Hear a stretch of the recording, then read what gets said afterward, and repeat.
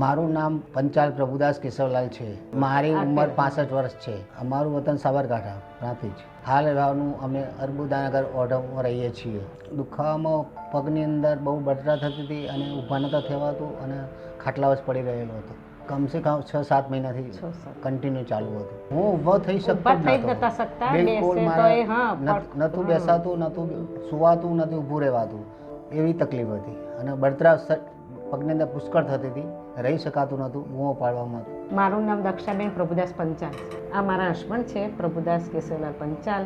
એમને તો આખા જ્યારે પથારી વર્ષ જ થઈ ગયા સાહેબ, પણ ઊભા ના થઈ શકે, બેસી એટલે પડખું ફરે એટલે ઊભા થાય તો પડી જાય આમ, અને બધું મીસ કે પથારીમાં જ કરવું પડતું હતું, એવી પરિસ્થિતિ હતી.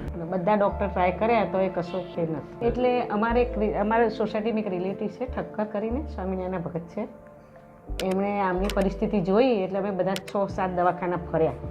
એટલે બધાએ છૂટી જ પડ્યું હતું કે એમને એકદમ બેડ રેસ્ટ કરવો પડશે, આમને કંઈક ફેર નહીં પડે. 12 મહિને 6 મહિને દવા કંટ્રોલની અમે લીધી પણ તોય કંઈક ફેર પડ્યો નથી. પછી અમારા પડોશીએ જોયું કે ભાઈ આવું થોડી તકલીફ છે, એટલે એમને સાહેબ જોડે 2-3 વાર એમને જઈને આવેલા, એમને કરાયેલું હતું કમરનું ઓપરેશન.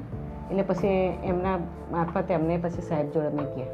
અમે હોસ્પિટલ ગયા એટલે તાત્કાલિક અમને સાહેબ જોડે એડમિટ કહી દીધું. સાહેબ જોડે સાહેબની મુલાકાત કરાવડાવી. સાહેબની મુલાકાત કરાવી સાહેબે તપાસ કર્યું.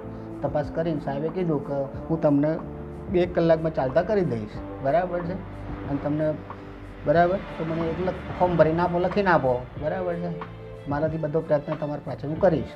ના, ડર નથી લાગ્યો. ઊભો થઈ શકાતું જ નહોતું એટલે અને કઈ અમને તો આશા જ નથી કે લગભગ લખવા કોણ તમે કે પથારીમાં લખવા થઈ ગયું એ ટાઈપના જ હતા. ફરીથી ઊભો થવાની શક્યતા જ નથી ને કે ઊભા થઈ શકશે એમ. આરામ એટલે એમણે ડૉક્ટરે કીધેલું કે તમને હું આ ટ્રીટમેન્ટ કરું છું અને ગેરંટી લઈશ લગભગ તો સારું થઈ જશે, કારણ કે એમ કે મારા ઘણા પેશન્ટો એવા આવે છે કે સારું થઈ જાય છે. તો મારે દિયર છે એમને પછી મેં સલાહ લીધી કે શું કરશું. અમારા દિયર જોડે આવ્યા હતા એટલે એમણે કીધું કે સારું ભાભી, સાહેબ કહે છે તો આપણે કરાવી લઈએ.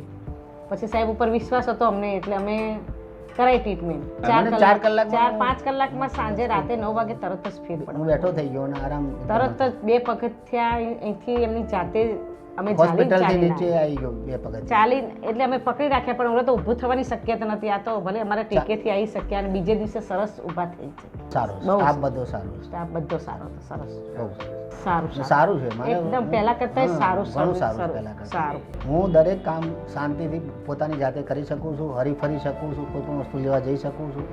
વૈષ્ણોદેવી ઘેર પોતે જાતે ચડ્યા છે, થોડું કામ પણ કરી શકું છું અને માતાજી મહેરબાનથી વૈષ્ણોદેવી ચોટીલા વૈષ્ણોદેવી હું નથી ચડી શકતી પણ એ ચડી શક્યા. હું ચડી શકું છું આ કર્યા પછી જાતે વૈષ્ણોદેવી ચડ્યા છે. એ પણ હું ડોલીમાં ગઈ હતી, મારે વધારે વાર લાગી હતી, એમને ચાલતા ગયા ને તો એ વહેલા પહોંચી ગયા હતા. એટલું સરસ થઈ ગયું છે એમનું ઓપરેશન. પછી બહુ સરસ રિઝલ્ટ સારું મળ્યું છે. મારા જે કોઈ પણ તકલીફ હોય તો 100% તમારા લિવેલમાં હિતેશભાઈ ડૉક્ટર સાહેબ મળવું જ જોઈએ અને ખરેખર સારામાં સારું છે. 100% રિઝલ્ટ છે. આજે હું છેલ્લા 9 વર્ષથી હું આજે એકદમ મને આરામ છે, કોઈ તકલીફ નથી કોઈ પણ જાતની, અને ટ્રીટમેન્ટ સારી કરવામાં આવે છે અને કોઈ પણ વધારાના ચાર્જ વ્યાજબી લીધું હતું સાહેબે અમારી જોડે. હું એ સલાહ આપું છું ગમે પેશન્ટને કે આમના જેવી તકલીફ હોય તો ખરેખર આ સાહેબની સલાહ સૂચન લઈ અને એમના ત્યાં જજો. તમને પૂરેપૂરો વિશ્વાસ અને કામ હૃદયપૂર્વક સારું થશે તમારે. હા, ડૉક્ટર સાહેબનો ખૂબ ખૂબ આભાર અને સ્ટાફનો પણ ખૂબ ખૂબ આભાર કે આટલું સારું અમને કામ કર્યું અને મને અડતો ફરતો કરી નાખ્યો. અમારા માટે તે ભગવાન થઈને આવ્યા એવું અમને લાગ્યું ખરેખર. નકર તો મેં તો આશા જ છોડી દીધી એમની કે આટલા ડૉક્ટર, હું સારામાં સારા ડૉક્ટર 10 ડૉક્ટર બદલ્યા, 10 ડૉક્ટર સારામાં સારા, જેની ફી ઓછી છે, મોટી હોસ્પિટલો બધી અમે જઈને આવ્યા અને અમે આશા છોડી દીધી કે નહીં સારું થાય. પથારી વસ જ રસો નહીં. પણ અમારા રિલેટિવે કીધું, એક સંબંધીએ, કે આ ડૉક્ટર જોડે જાઓ, એમને અનુભવ થયેલો હતો કે મને પૂરેપૂરો અનુભવ થયો છે એટલે તમે જાઓ માસી, ચોક્કસ દાદાને લઈ જાઓ, દાદા સારું થશે. એનાથી અમે ગયા અને 100% રિઝલ્ટ અમને સાહેબનું મળ્યું છે. સાહેબે 5-6 વર્ષ કીધું હતું પણ આજે 10 વર્ષ થવા આવ્યા તો એ રિઝલ્ટ સારું ને સારું છે. એ બાબતે કશી તકલીફ નથી. આખો વૈષ્ણોદેવી ચડ્યા, ચોટીલે ચડીએ. મારા કરતાં હું 55 વર્ષની છું, એ 65 વર્ષના છે. મારા કરતાં એમનું શરીર સ્ફૂર્તિમાં છે અત્યારે હાલ.